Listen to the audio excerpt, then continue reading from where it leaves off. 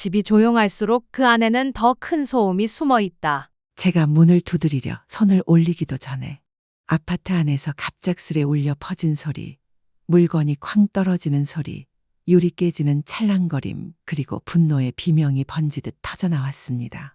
남자의 목소리였고 분명했습니다. 환한, 거친, 제어되지 않은. 다음에도 이러면 가만 안 둔다. 그리고 모든 것이 멈췄습니다. 남은 것은 흐느끼는 울음뿐. 약하고 억눌린 아기의 울음소리였습니다. 저는 얼어붙었습니다. 12층 복도의 차가운 타일 바닥이 제 발을 사로잡은 듯 했습니다. 주변은 고요했습니다. 옆집 문은 굳게 닫혀 있었고 아무도 나오지 않았습니다. 마치 모두가 그 소리에 익숙하거나 애써 모른 척하는 듯 했습니다. 심장이 빠르게 뛰었습니다. 두 팔로 맥박이 전해지는 듯 했고 제 손은 저도 모르게 가방 손잡이를 꽉 쥐었습니다. 손가락이 떨렸습니다. 저는 급히 나무 문에 귀를 대고 경청했습니다. 아무 소리도 없었습니다. 발소리도 목소리도 불현듯 모든 소리가 호흡 하나로 사라진 듯한 정적이 감돌았습니다. 숨을 깊게 들이쉬고 침착하려 애써 두드렸습니다. 민지야, 엄마야. 집에 있어? 대답은 없었습니다. 민지, 괜찮니? 무슨 일 있니? 두 번째는 더 단단히 두드렸습니다. 긴장한 목소리로 몇 초, 아니 몇 분처럼 느껴졌습니다. 초침이 갈기갈기 심장을 긁는 듯 했습니다. 마침내 정확히 10분 후 잠금 장치가 살짝 돌았습니다. 문이 삐걱 열렸습니다. 제 딸이 나타났습니다.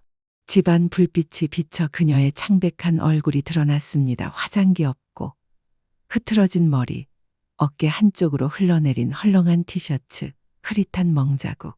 두 눈은 부어 있었지만 그녀는 억지 미소를 지으려 했습니다. 엄마, 왜 미리 연락 안 했어요? 제가 말을 잃었습니다. 그 눈빛에서 저는 불안을 분명히 보았습니다. 평범한 놀람이 아닌 깨지기 직전 유리처럼 연약한 두려움이었습니다. 엄마가 시장에 갔다가 오는 길이라 내가 보고 싶어서 들른 거야. 제가 조용히 말했습니다. 문이 늦게 열려서 엄마, 무슨 일 생긴 줄 알았어. 민지는 시선을 떨궜습니다. 아니에요. 아기가 방금 자서 제가 문소리를 못 들었어요. 저는 고개를 끄덕이고 집 안으로 조심스레 들어갔습니다. 그리고 곧 감각으로 느꼈습니다. 눈이 아닌 몸 전체가 알았습니다. 엄마로서 수년간 쌓아온 직감이었습니다. 집안 공기는 무겁고 차가웠습니다. 주방에서는 탔던 냄새가 남아 있었습니다. 가스레인지 위에 뭐가 타버린 모양이었습니다.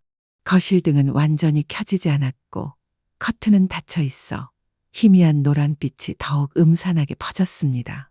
발밑에는 작은 유리 조각 하나가 등이 빛을 반사했습니다. TV 선반 위 결혼사진 액자는 한쪽이 기울어져 있었고 모서리에 금이 거미줄처럼 퍼져 있었습니다. 저는 잠시 멈춰서서 둘러보았습니다.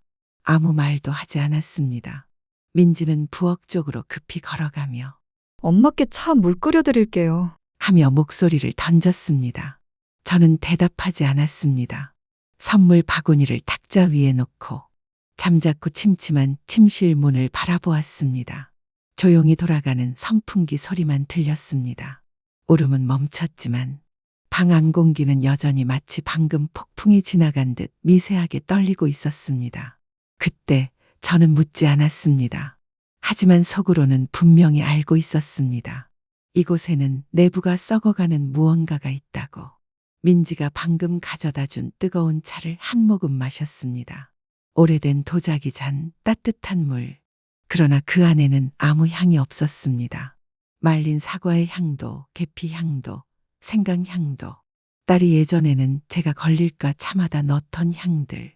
예전엔 엄마는 쉽게 추워서 따뜻하게 해드릴게요. 라며 말했었는데 지금은 차는 그저 색만 있는 물. 마치 요즘 엄마와 딸 사이처럼 존재하지만 더 이상 깊지 않은. 찻잔을 내려놓고 저는 방 안을 바라보았습니다. 이 집은 여전히 그 집이었습니다. 하얀 천장, 연한 회색 벽, 크리미 커튼. 결혼할 때 절반 비용을 보탰던 회색 소파. 그러나 공기는 뭔가 전혀 달랐습니다. 제가 자연스러운 어조를 유지하며 조심스레 물었습니다. 얘는 어디 있니? 부엌에서 급히 귤 껍질을 벗기던 민지가 고개를 들고 대답했습니다. 잤어요, 엄마. 오늘 아침에 여기저기 뛰어다니다가 점심쯤에 지쳐서 쓰러졌어요. 그래? 저는 고개를 끄덕였지만 속에서는 파문이 일었습니다.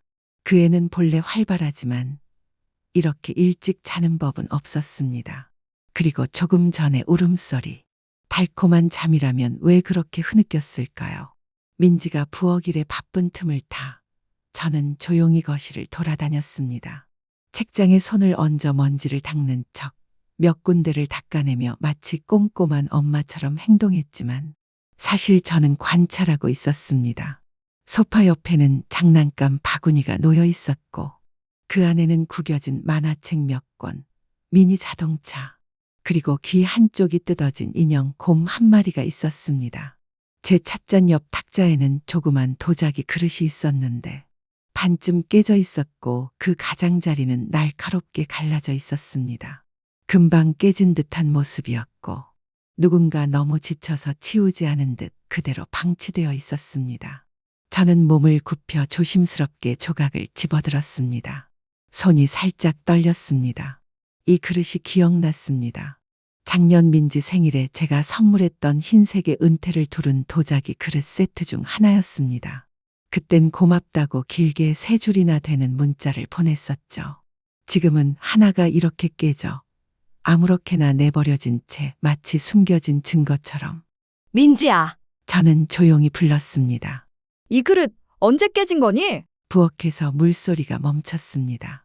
잠시 후 민지가 수건을 들고 얼굴을 내밀었습니다. 아, 낮에 애가 떨어뜨렸어요.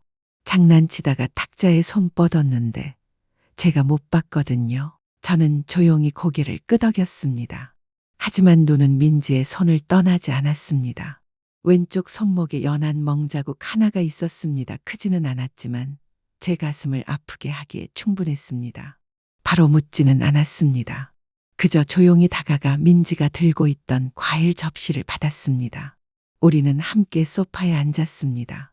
우리 사이의 공기 가구 위에 먼지처럼 조용하고 흐릿했습니다. 요즘은 건강 괜찮니? 저는 따뜻한 어조를 유지하려 애쓰며 물었습니다. 그럭저럭이요. 남편이 계속 바빠서요. 저도 좀 피곤하고요. 그래도 괜찮아요. 저는 미소를 지었지만 마음은 조여왔습니다. 남편이 바빠서 그 말은 다른 표현으로 하면 그는 없다는 뜻입니다. 제가 도착했을 때 문을 연 건 민지뿐이었고 현관에는 남성용 슬리퍼가 없었습니다. 익숙한 남성 향수 냄새도 없었고요. 남은 건 오래된 튀김기름 냄새, 주방의 연기, 그리고 건조한 인내의 냄새뿐이었습니다. 저는 진열장 위에 놓인 결혼 사진을 바라보았습니다. 틀은 비스듬했고 유리 모서리엔 실금이 있었습니다. 마치 행복이 이미 균열난 것처럼. 민지는 만화 프로그램 소리를 살짝 줄였습니다. 아이가 좋아하는 방송. 그 소리를 줄인 건 아이가 깰까 봐서일까? 아니면 제가 더 이상 무언가를 듣지 않게 하려는 걸까? 저는 깊이 숨을 들이쉬었습니다. 더 따지듯 묻고 싶었지만 참았습니다. 그러나 이건 분명했습니다. 오늘은 여기에 머물러야 한다는 것. 민지야. 저는 조용히 말했습니다. 엄마 오늘 여기서 하룻밤 자고 갈게. 내일 아침 일찍 나가면 되잖아. 민지는 잠시 멈칫했습니다. 그리고 고개를 살짝 끄덕였습니다. 네, 그럼요. 이불 챙겨드릴게요. 그녀의 목소리는 평소보다 작았고 눈빛은 당황스러움을 숨기지 못했습니다. 저는 알았습니다. 민지는 제가 머무는 걸 원하지 않았습니다. 하지만 더 잘 알았습니다. 제가 오늘 밤을 보내지 않으면 어쩌면 영원히 진실을 모를지도 모른다는 걸. 그날 밤 날씨는 춥지 않았지만 저는 목에 얇은 스카프를 감았습니다. 민지가 저를 아이 방으로 데려갔을 때 그 아이가 자고 있는 방. 그녀는 이미 침대 옆에 이불과 베개를 준비해두고 있었습니다. 아마도 민지가 아이를 혼자 자게 한 게 이번이 처음은 아닐 겁니다. 그리고 아마도 아이를 혼자 자게 하기가 두려운 것도 이번이 처음이 아닐 겁니다. 아이의 몸은 얇은 이불 속에 동그랗게 말려 있었습니다. 공룡 무늬가 그려진 담요. 주황빛의 무드등이 얼굴에 희미하게 비춰졌고 하얗고 둥근 얼굴은 꿈을 물고 있는 듯 입술이 다물려 있었습니다. 저는 조심스레 곁에 앉아 부드럽게 아이의 머리를 쓰다듬었습니다. 잠깐의 평온함이 스쳤지만 그것은 단지 표면이었습니다. 그 아래에는 아주 낯선 무언가가 있었습니다. 닫힌 지하실에서 들리는 듯한 희미한 두드림처럼 저는 조용히 옛 자장가를 흥얼거렸습니다. 더 이상 젊을 때처럼 막진 않지만 멜로디는 기억났습니다. 예전에 민지를 재울 때 자주 부르던 노래였습니다. 그 아이가 듣고 있을지 모르지만 적어도 저는 제 마음의 소리를 들을 수 있었습니다. 등을 벽에 기대고 눈이 점점 무거워지던 그때 갑자기 아이가 몸을 뒤척였습니다. 한쪽으로 몸을 말고 손 하나가 이불 밖으로 쓱 나왔습니다. 그리고 아주 약한 신음소리, 그리고 중얼거리는 잠꼬대. 처음엔 말이 흐릿했습니다. 알아듣기 어려웠죠. 하지만 점점 단어가 또렷해졌습니다. 엄마 때리지 마. 엄마 아파. 저는 깜짝 놀라 몸을 숙이고 손을 뻗어 그 작은 손을 꼭 쥐었습니다. 엄마 울어. 나 엄마 우는 거 싫어. 숨결 사이에 섞인 목소리였지만 그 소리는 제 심장을 얼어붙게 만들기에 충분했습니다. 저는 눈도 깜빡이지 않은 채 가만히 앉아 있었습니다. 엄마 혼내지 마. 엄마 악이 있어. 엄마 아프게 하지 마. 세상이 무너져 내리는 듯했습니다.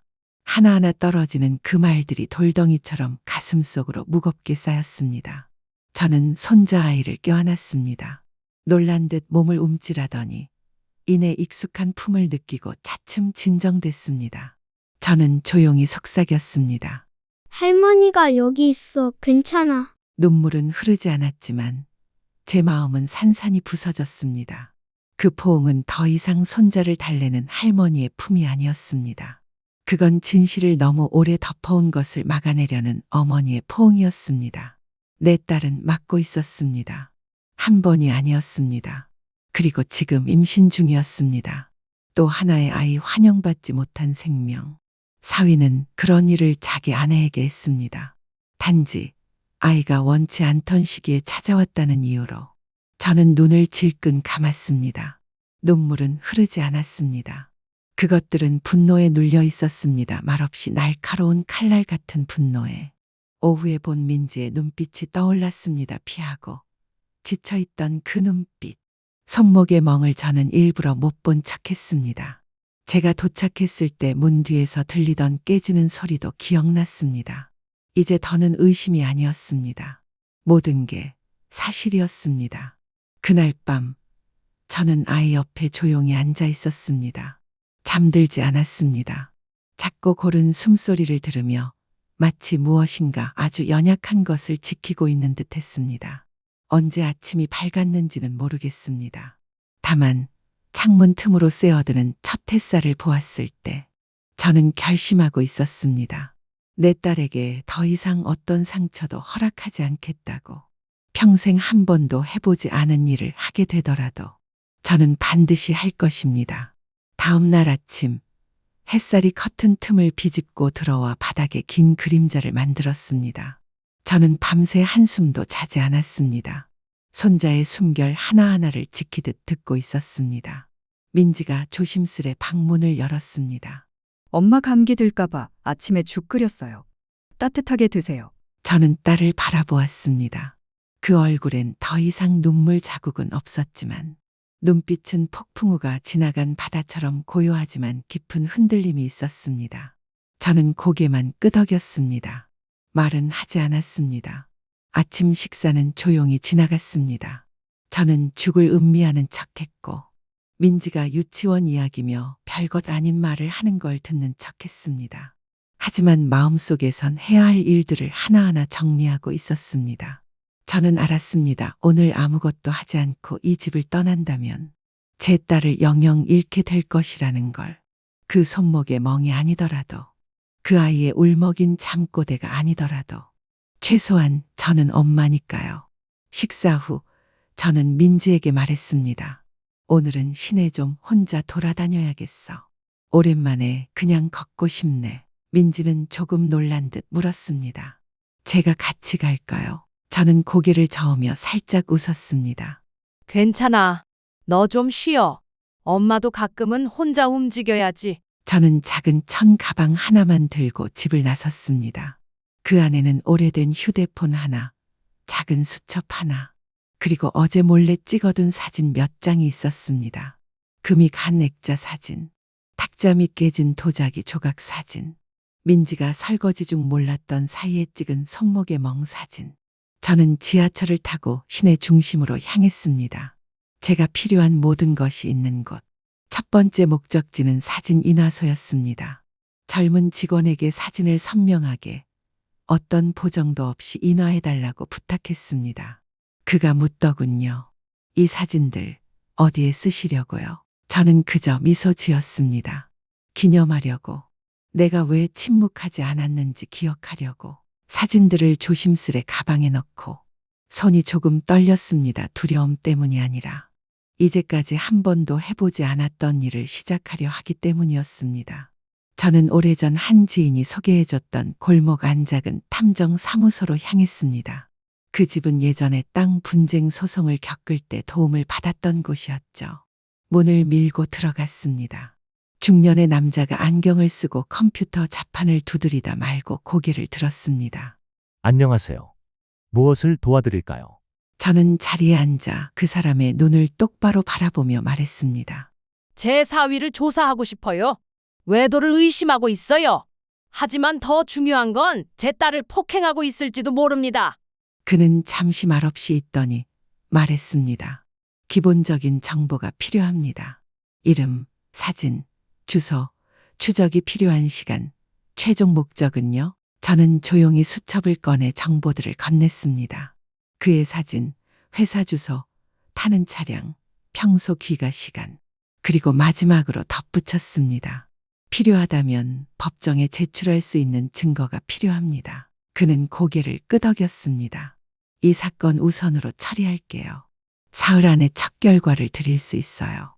사실로 확인되면 변호사에게 제출 가능한 자료로 정리해드리겠습니다. 저는 계약서에 서명했습니다.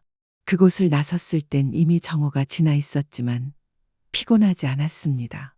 저는 지금 살아있다는 느낌을 받았습니다. 강하게, 맑게, 또렷하게. 그날 오후 예정보다 일찍 아파트로 돌아왔습니다. 민지는 조금 놀란 눈치였습니다. 엄마 벌써 오셨어요. 저는 웃으며 말했습니다. 시골서 맨날 걷다 보니 오래 걸으면 다리 아파서 말이지. 저는 손을 씻고 부엌으로 들어가 저녁 준비를 도왔습니다. 하루 종일 산책만 했다는 듯이 자연스럽게 행동했죠. 손자아이는 달려와 제 다리에 안겼고 환하게 웃었습니다. 저는 그 머리를 쓰다듬으며 가슴 깊은 곳에서부터 애틋한 슬픔이 밀려왔습니다. 그 아이는 모릅니다. 진실의 문을 처음 열어준 게 바로 자기라는 걸. 저녁 식사 후 저는 발코니에 나가 거리 풍경을 바라보았습니다. 길 건너편에서 한 남녀가 아파트로 들어서는 모습이 보였습니다. 남자의 손엔 가죽 가방, 여자는 붉은 팔찌를 차고 있었고 어깨를 맞대며 친밀하게 걷고 있었습니다. 저는 그 실루엣을 알아보았습니다.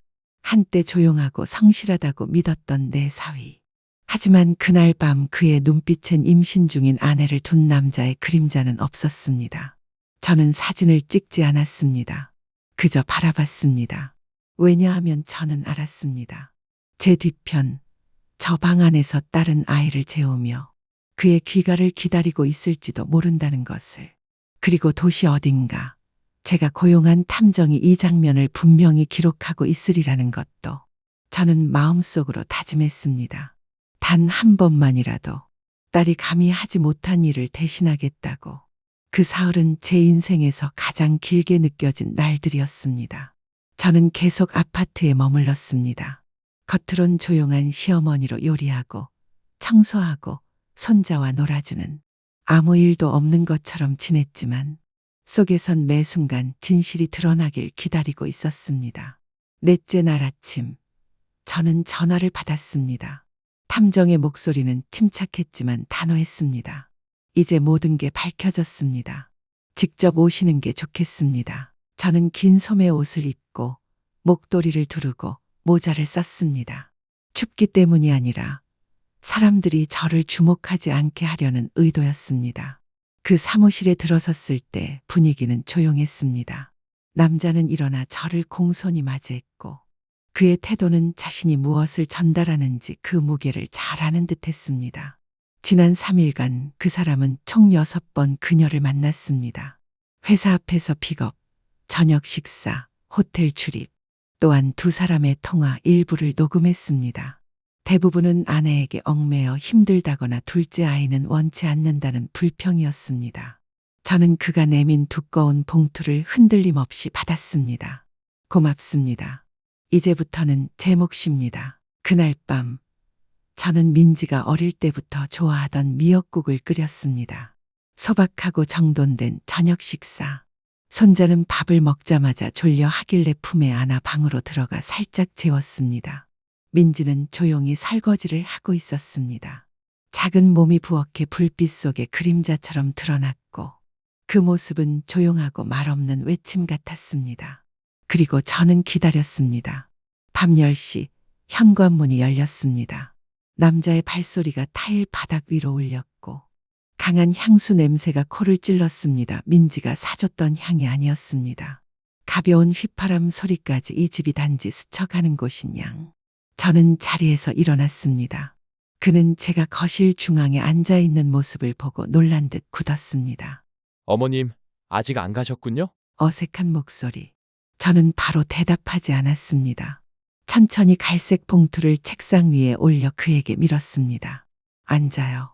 할 얘기가 있어요. 민지가 그 소리에 부엌에서 나와 손에 수건을 든 채 물었습니다. 무슨 일이에요, 엄마? 저는 딸을 한번 바라보고 사위를 똑바로 쳐다봤습니다. 지난 3일 동안 당신이 어디서 누구를 만나 무슨 짓을 했는지 나는 다 알고 있어요. 나는 당신을 추적했습니다. 그의 눈이 커졌습니다. 장난하세요? 절 추적하신다고요? 저는 봉투를 열어 사진 뭉치를 꺼냈습니다. 하나하나가 또렷한 얼굴, 움직임, 부정할 수 없는 장면들. 한 장은 호텔 입구에서 여자를 끌어안고 있는 사진. 또 한 장은 식당에서 다정하게 마주 앉아 웃고 있는 모습. 노란 조명이 그들의 얼굴을 더욱 가까워 보이게 했습니다. 민지의 얼굴이 하얗게 질렸습니다. 손에 쥔 수건은 구겨져 있었습니다. 왜요? 그녀의 목소리는 떨렸습니다. 저는 사위에게 시선을 고정한 채 말했습니다. 나는 사진도 있어요. 녹취도 있어요. 그리고 당신 아들 겨우 5살 아이가 꿈속에서 아빠, 엄마 때리지 마라고 외쳤습니다. 엄마 울지 마. 그렇게 간청했어요. 그는 자리에서 벌떡 일어났습니다. 그건 아니에요. 애는 그냥 잠꼬대였어요. 어떻게 그걸? 저는 손바닥으로 탁자를 쳤습니다. 그 소리는 크지 않았지만 그를 멈추게 하기엔 충분했습니다. 그는 그 순간 제 앞에 앉은 이가 어머니라는 사실을 잊고 있었던 겁니다. 잠결에 꾸며내는 공포는 없어요. 엄마가 아파서 울었던 걸 보지 않았다면 그 아이가 그런 말을 할 리 없죠. 민지는 주저앉듯 의자에 앉았습니다.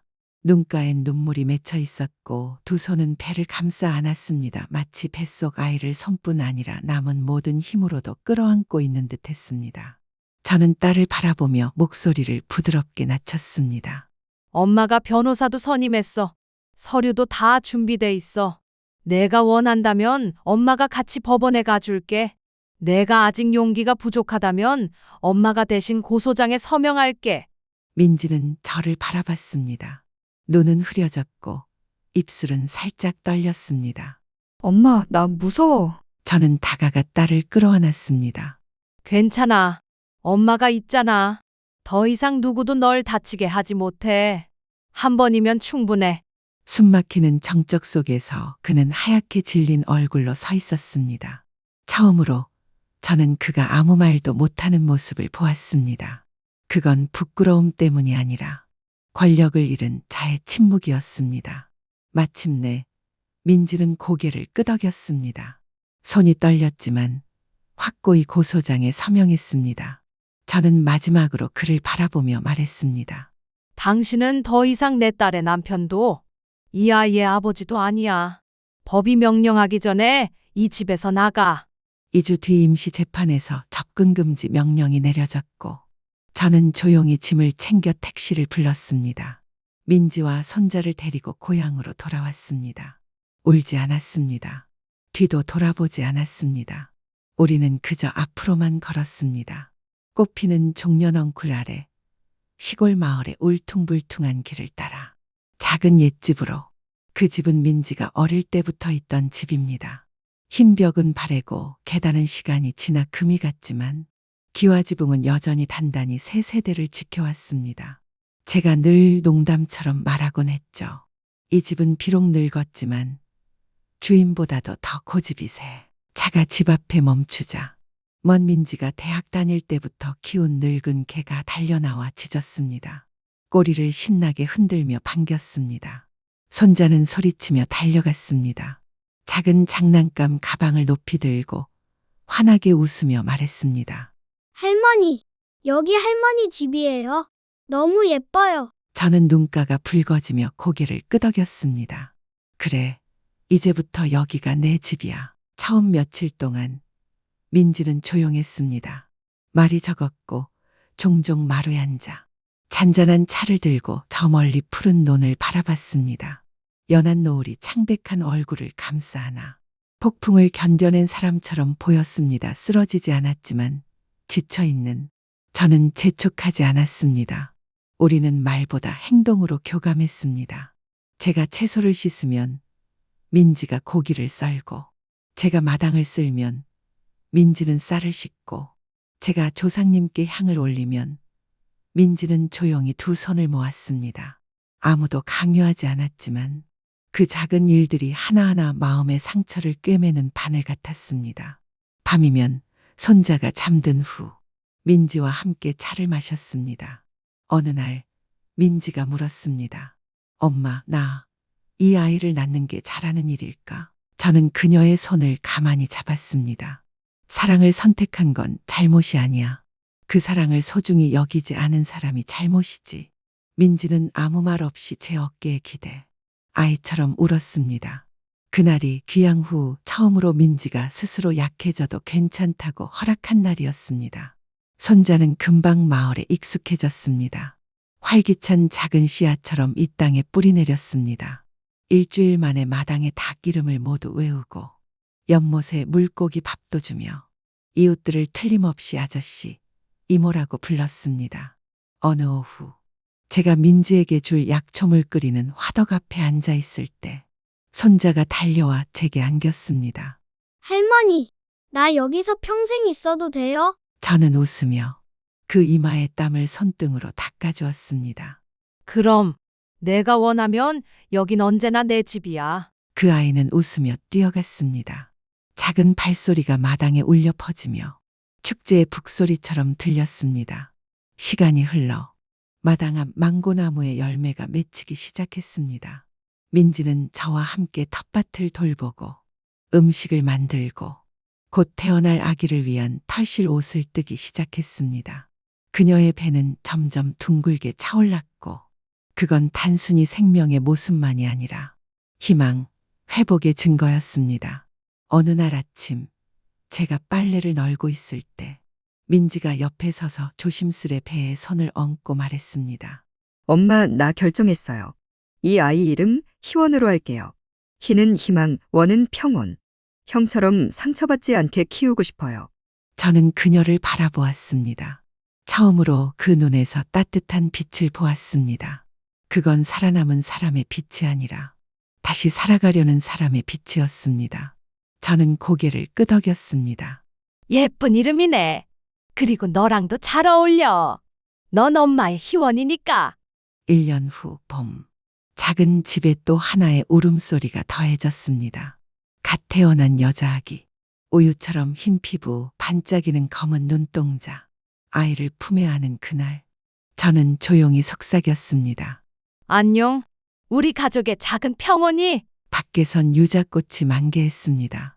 꽃향기는 바람을 타고 집안 구석구석 스며들며 마치 비온 뒤에 땅이 내뿜는 생명의 숨결처럼 은은하게 퍼졌습니다.